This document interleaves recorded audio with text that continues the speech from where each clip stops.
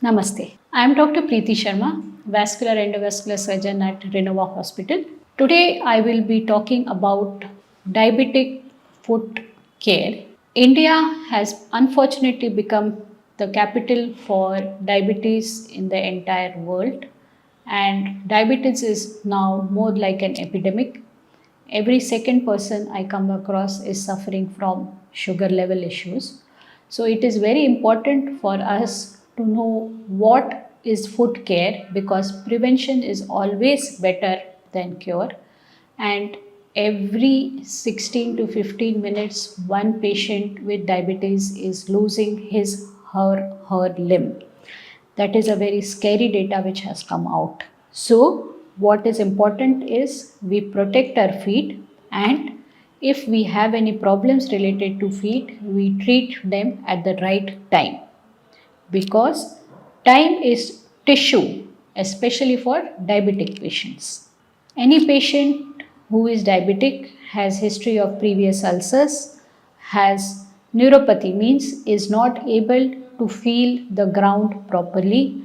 Common complaints patient tell is slipping of footwear, slipping of chappals because of neuropathy, has decreased blood supply because of diabetes, has different shape of the foot, a flat foot or some varus or valgus deformity of the foot, staying alone, elderly, decreased vision, all of this are prone to form a foot ulcer. So what are the do's and don'ts?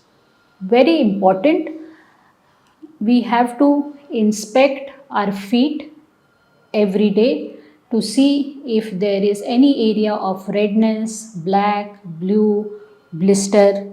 If you are staying alone, then use a mirror to see the outer border of your foot. Keep the foot skin soft. Put some moisturizer, Vaseline or coconut oil on the entire foot, but do not put it in between the toes. What I commonly tell to my patient is the way your skin on the cheek is soft and is kept clean, is pretty, you should make sure that your feet are also pretty. No bathroom surgeries.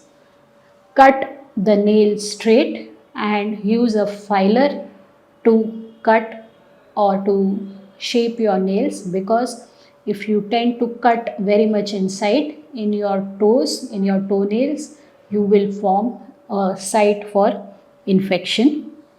Whenever you are going to any physician, make sure that he or she examines your feet. Do not wear slippers or chappals, especially which have straps in between the toes. Do not walk barefoot even at home. 25% of diabetics end up having some trivial injury at home, which gradually progresses because of neuropathy, goes unnoticed, and patient ends up losing that toe or foot or leg. Wear proper footwear so that it will help in good pressure distribution. Do not wear any footwear which is torn, because there you will have high chances of injury. Obviously, do not smoke, because that will decrease the blood supply. Do not apply corn caps. Don't do bathroom surgeries. Use the right footwear. And whenever there is a wound, get in touch with your physician who will send you to the right doctor to increase the flow to that area.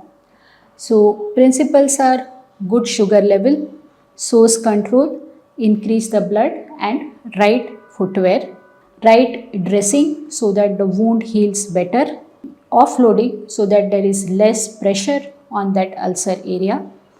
Dressings can be done by different way. We use vac dressings which will remove all the dirt and will allow the good tissue to heal from below, or increase the blood supply so that the ulcer heals faster.